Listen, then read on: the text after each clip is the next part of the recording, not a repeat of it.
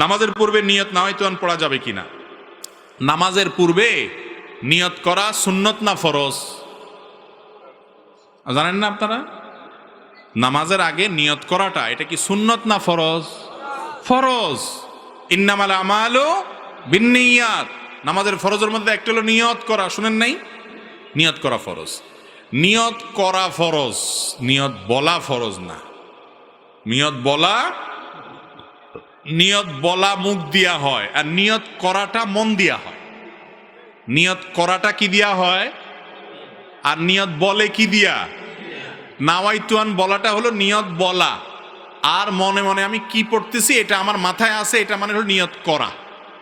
অনেক সময় বলে না যে আগামী বছর হজে যাওয়ার নিয়ত করছি, এর মানে সে বলছে নাওয়াইতু আনা রোফিল হজ।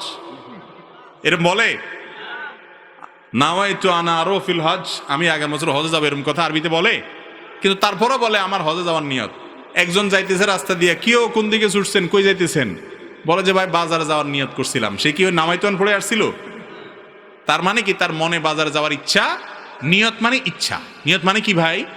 আপনি কি ইবাদত করতেছেন সেই ইচ্ছা, সেই ইন্টেনশন, সেই চিন্তা আপনার মাথায় থাকলে নিয়ত হয়ে গেছে। মুখে নাওয়াইতুন পড়ার দরকার, এবং এটা রাসূল আকরাম সাল্লাল্লাহু আলাইহি ওয়াসাল্লাম শেখানো নাই।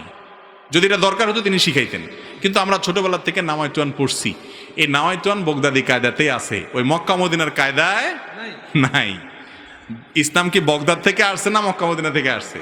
তাহলে বগদাদি কায়দাটা পড়লে কেমনে হবে? সহজ হিসাব বুঝেন না? আল্লাহ তাআলা আমাদেরকে বুঝার তৌফিক দান করুন।